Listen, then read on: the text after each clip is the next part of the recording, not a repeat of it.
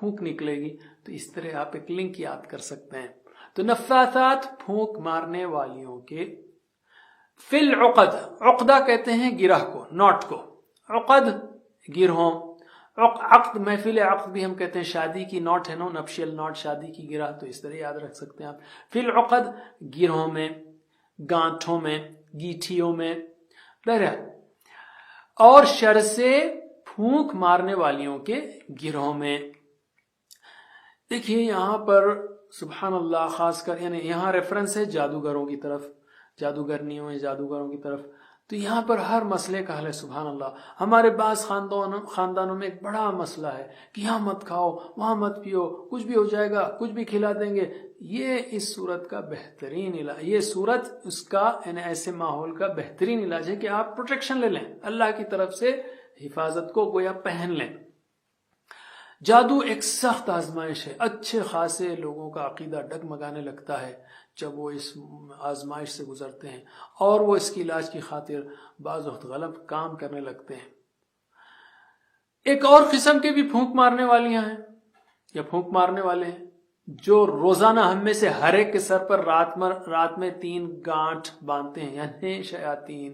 ابو ہریرہ رضی اللہ عنہ سے روایت ہے کہ رسول اللہ صلی اللہ علیہ وسلم نے فرمایا، شیطان تم میں سے ہر ایک کی گدی پر یعنی سر کے آخری حصے پر جب وہ سوتا ہے 3 گرہیں لگا دیتا ہے. ہر گرہ پر وہ منتر پڑتا ہے، تیرے لیے رات بہت لمبی ہے، بس خوب سو. اگر وہ بیدار ہو کر اللہ کا ذکر کرتا ہے تو ایک گرہ کھل جاتی ہے. پھر اگر وہ وضو بھی کر لے تو ایک گرہ اور کھل جاتی ہے. پھر اگر اس نے نماز بھی پڑھی تو تمام گرہیں کھل جاتی ہیں. اور وہ صبح اس حال میں کرتا ہے کہ وہ حشاش بشاش اور پاکیزہ نفس ہوتا ہے، ورنہ اس کی صبح اس حال میں ہوتی ہے کہ وہ خبیث النفس اور سست ہوتا ہے.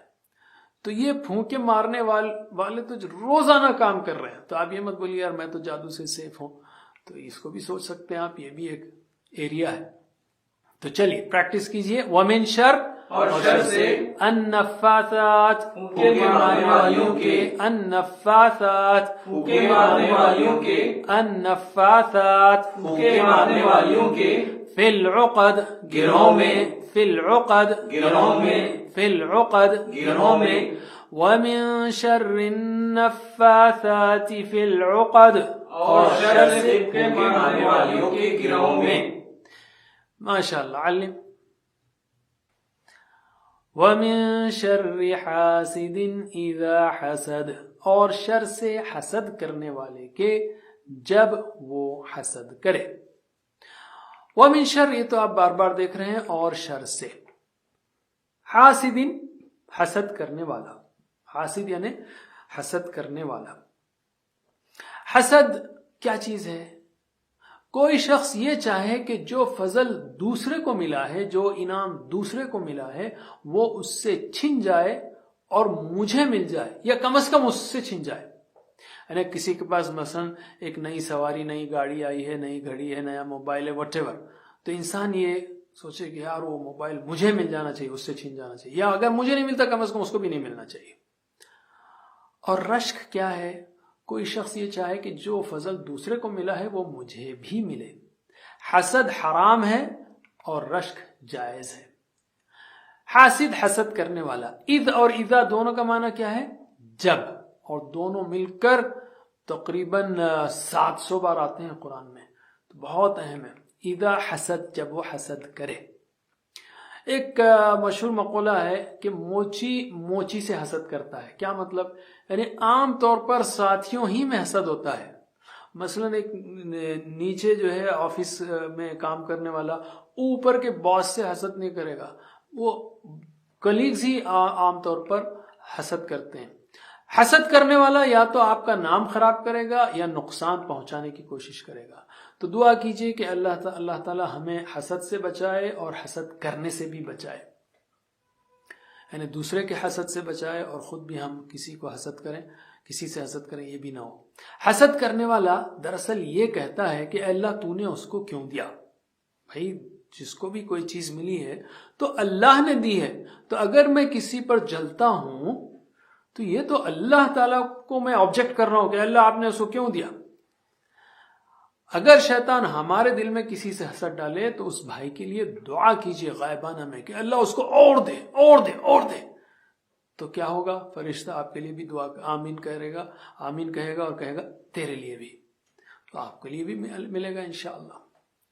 چلیے ترجمہ کیجیے. وَمِن شَرِّ اور شر سے حاسد حسد کرنے والے کے اذا جب حسد وہ حسد کرے. وَمِن شَرِّ اور شر سے حاسد حسد کرنے والے کے اذا حسد جب وہ حسد کرے. وَمِن شَرِّ حاسد اذا حسد اور شر سے حسد کرنے والے کے جب وہ حسد کرے. ماشاءاللہ. علم. اس صورت کو زندگی میں لائیے. کس طرح؟ رسول اللہ صلی اللہ علیہ وسلم کا اسوہ دیکھیے. آپ ہر فرض نماز کے بعد تینوں قل پڑھتے اور فجر اور مغرب کے بعد تین بار پڑھتے انہی تینوں قل کو. کون ہے جو محفوظ نہیں رہنا چاہتا؟ تو اللہ کا دیا ہوا فارمولہ استعمال کیجئے جس کے ہاتھ میں ساری مخلوق ہے، اور اگر ہم نہ کریں تو ہمارا ہی لاس ہے، ہمارا ہی نقصان ہے. اور دعا کے ساتھ کچھ کوشش بھی کیجئے.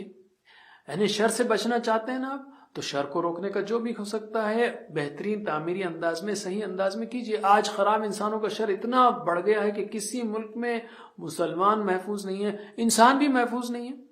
کہیں سارا ملک جو ہے برباد ہو رہا ہے تو کہیں ہزاروں لاکھوں کی عزتیں محفوظ نہیں ہیں، ان کے مال محفوظ نہیں ہیں، ان کے بچے جانے محفوظ نہیں ہیں. یہ سارے لوگ مل کر کام کر رہے ہیں. دشمن تو کیا ہم اکیلے ہی اپنی دنیا میں صرف قرآن و نماز پڑھتے رہیں گے؟ کیا ان بڑے بڑے شرور و منکرات کو روکنے کی صحیح اجتماعی مل کر اور تعمیری یعنی اچھے انداز سے کوشش میں حصہ لینا چاہیے؟ کیا نہیں لیں گے ہم حصہ؟ جیسا کہ اللہ کے رسول صلی اللہ علیہ وسلم نے کیا تھا. کیا آپ صرف نماز و قرآن ہی سکھاتے رہتے تھے؟ کیا صحابہ کرام رضی اللہ عنہ صرف قرآن سیکھتے تھے اور نماز اور اپنی اپنی دنیا میں مصروف رہتے تھے؟ دیکھیے بربادی کے لیے صرف اتنا کافی ہے کہ اچھے لوگ کچھ بھی نہ کریں، خاموش بیٹھے رہیں. اسی لیے اللہ کے رسول صلی اللہ علیہ وسلم نے فرمایا تم میں سے جو کوئی منکر کو دیکھے تو ہاتھ سے بدل دے، اور اگر نہیں کر سکتا تو زبان سے بدلے، اور اگر نہیں کر سکتا تو دل سے بدلے. ٹھیک ہے؟ اور اس کے نیچے ایمان ہی نہیں ہے. تو انسان کو پوری کوشش کرنا چاہیے صحیح انداز میں کہ شر سے لوگ محفوظ رہیں، سارے انسان محفوظ رہیں، مسلمان بھی اور دوسرے انسان بھی. ہر ایک کو جو ہے ہم سیفٹی کے لیے کوشش کر سکتے ہیں. اللہ سے دعا ہے کہ ہمیں قرآن کریم پڑھنے، سمجھنے، غور کرنے، پھیلانے، یاد